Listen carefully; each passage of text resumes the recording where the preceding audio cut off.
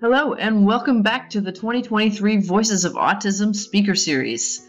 Today we sit down with Erica Mones to talk about ableism and advocacy. Erica is a writer and YouTuber with cerebral palsy. She earned her bachelor's degree in writing and classical civilizations from Loyola University in Maryland. She is expected to earn a master's in disability studies from SUNY in January 2024. Thank you so much for agreeing to meet with us, and let's get started. So, to you and your perspective, what is ableism? Ableism is the discrimination against people that are disabled, or if they are perceived to be disabled. So even if somebody is not disabled, they can still face ableism if people think they are. So how would we characterize internalized ableism? Internalized ableism occurs when people absorb the messages of ableism their whole life, so they start to believe the lies that society tells them about what it means to be disabled. So how does ableism affect advocacy efforts? I feel like there's a lot of pushback against advocates, like, oh, this isn't important, or this is part of some woke agenda, and it's like people just want rights, and they want respect, and they want people to listen to them. So similarly, then, how would we say that internalized ableism has an effect on self-advocacy? I feel like a lot of people are scared to speak up about things because they don't want to face backlash, and they see what happens to other people that speak up, and you're like, I don't want to do that. I don't want to be treated like that, so I'm just going to be quiet and act like nothing is going on.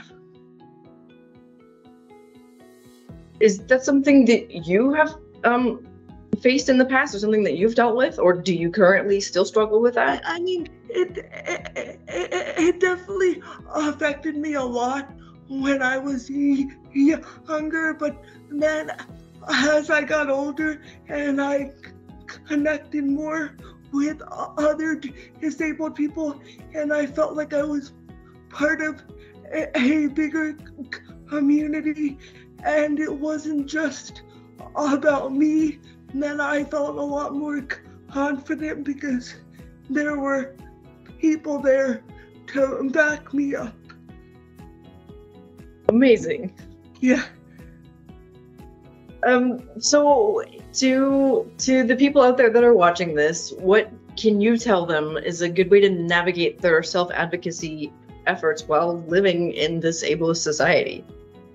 I think people's best bet is to connect with other people that are disabled and are from a similar mindset, because then once you feel less alone, you realize that this is so much bigger than just us. There's a bunch of people facing these same issues, so it feels a lot less scary when it's not just you as this one person.